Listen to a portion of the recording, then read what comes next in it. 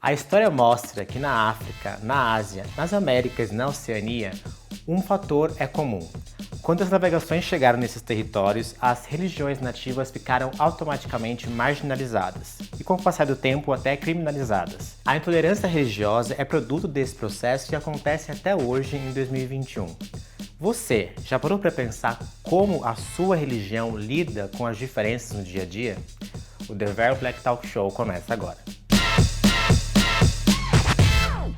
Qual a relação da sua fé com as comunidades negras ao redor do mundo? Bom, o judaísmo tem um longo histórico com as comunidades.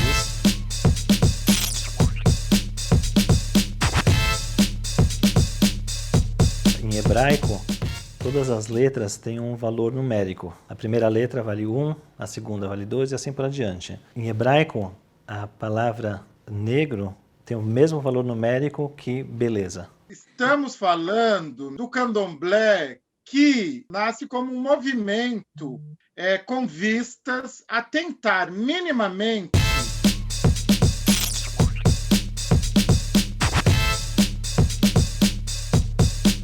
reparar uma família africana destruída no Brasil. Em muitos casos, a gente caminhou lado a lado exatamente por sofrer desse preconceito. Quase todo mundo conhece a frase bíblica: ame a teu próximo como a ti mesmo. Essa frase está escrita na Bíblia 2 vezes. Agora, ame o estrangeiro, ame a pessoa diferente de você, está escrito 32 vezes na Bíblia. A palavra lev, que é coração, tem o valor numérico 32. E na Bíblia tem 32 vezes essa mesma frase: ame a teu próximo, ame ao estrangeiro, ame ao diferente. O candomblé ele é um espaço fundamental para que nós possamos, em alguma medida, recuperar o nosso ethos. A sua religião reconhece questões como machismo, LGBTfobia, capacitismo, racismo? Como que isso funciona? Não vou dizer que no terreiro não há homofobia, não há racismo, não há misoginia, não há machismo. Há também. E também por isso que nós temos feito essa discussão tanto intramuros, não é, quanto para fora, para dentro e para fora, porque a gente também foi tocado, não é, pelas forças coloniais. Olha, existem várias vertentes, vamos chamar assim, dentro do judaísmo, né? Desde o judaísmo mais laico até o judaísmo mais ortodoxo. Cada vertente tem um certo approach, né, de como que isso é lidado. Comunidades mais ortodoxas, mais religiosas, não vou dizer que não permite, né, mas que está preocupado com outras questões. Não é tão debatido. Nós tivemos durante muito tempo que nos proteger, porque o Código Penal do século XIX, ele criminalizava literalmente as religiões diaspóricas, candomblé, batuque, nagoebá. Então, hoje, nós resgatamos essa origem política do candomblé. Nós estamos executando um serviço e cobrindo lacunas deixadas pelo Estado. Nesse espectro, você se posiciona onde? Entre mais ortodoxo e mais...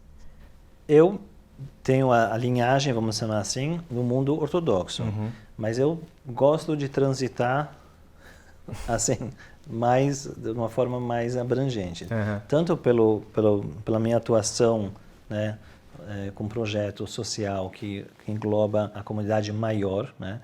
Muitos na comunidade ortodoxa só lidam com a comunidade ou ortodoxa ou a comunidade judaica. Eu tenho esse leque um pouco mais aberto. A convivência com diferentes comunidades, com diferentes pessoas, só engrandece.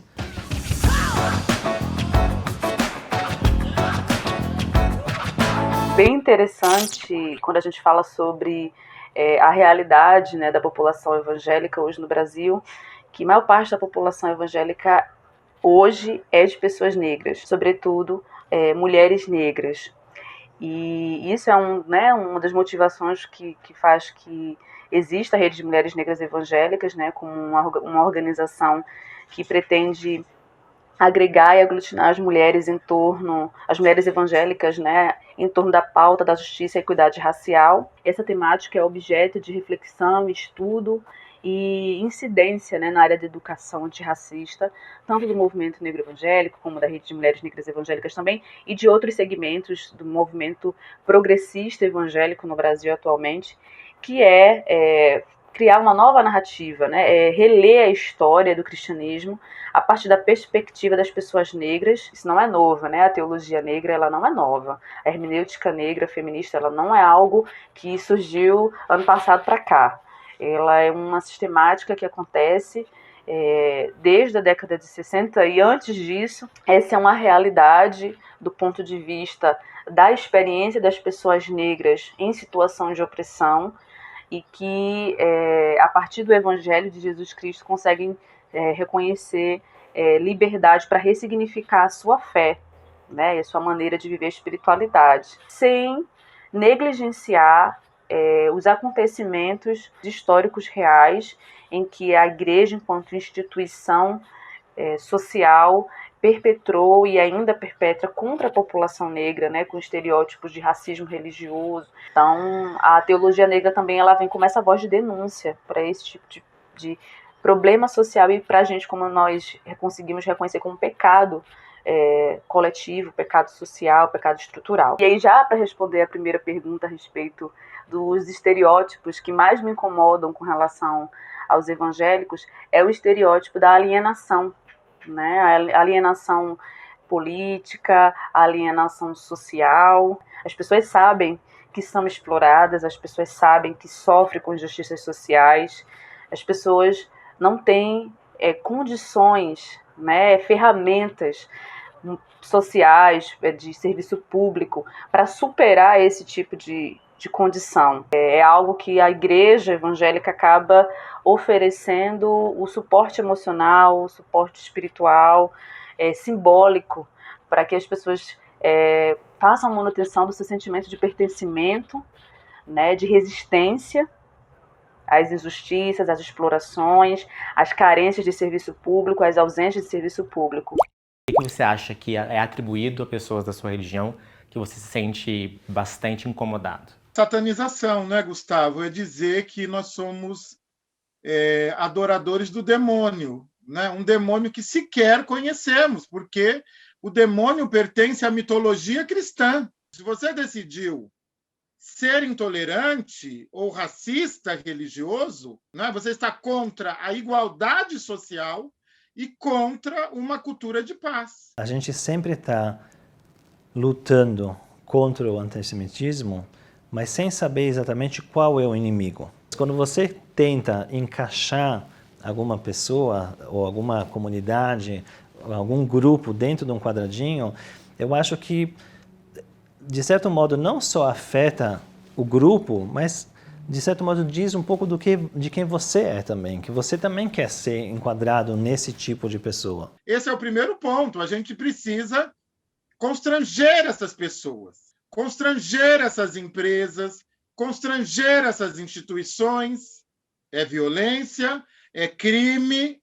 Então, isso já está posto e é uma questão constitucional. Os próximos passos, eu, particularmente, como liderança, eu tenho diálogo, né, com lideranças da Assembleia de Deus, da Igreja Metodista, da Congregação Cristã do Brasil, só com a Igreja Universal do Reino de Deus, que é impossível dialogar. Os progressistas não estão à frente das suas comunidades, eles estão tirados das suas comunidades. Irmãos cristãos que se levantaram contra, eles estão apartados. Eles continuam sendo cristãos, continuam sendo da determinada denominação, mas eles não podem pregar. O que acontece o que as pessoas sabem sobre nós de terreiro, quando sabem pela boca de quem? Dessa liderança espiritual religiosa que está lá, né? Nos satanizando para poder oferecer um produto /salvação, né? /Jesus Cristo. Rabino, eu vou fugir um pouco do script e vou te perguntar uma coisa. Você acredita que a sociedade, de forma geral, tem mais empatia quando acontecem eventos antissemitas do que eventos violentamente racistas? Não estou dizendo que o antissemitismo seja violento, porque a história diz o quão violento foi. Mas você acredita que a sociedade, de forma geral, por ter uma série de problemas que a gente já falou sobre aqui hoje, ela enxerga esses dois eventos de forma diferente? Por nós termos sofrido tanto dentro do nosso histórico, de quase 2000 anos de perseguição, holocausto, expulsões e assim por adiante, a gente enxerga e a gente sente na pele o que outras comunidades estão sentindo hoje de uma forma mais forte, vamos chamar assim, e eu não acho que tem que se comparar e dizer, poxa, essa comunidade sofreu mais do que essa. Não importa, não é essa a questão, entendeu? Não é quem sofre mais, é simplesmente a maturidade que o mundo ainda não aprendeu com tudo o que aconteceu, com todos os erros do passado, de chegar numa maturidade e falar, bom, estamos aqui, o mundo é para todos, o sol nasce para todo mundo, temos que aprender a conviver, não só conviver, a se respeitar. Rabino, agora a gente está indo para a parte final da entrevista, que é o nosso bate-bola, jogo rápido.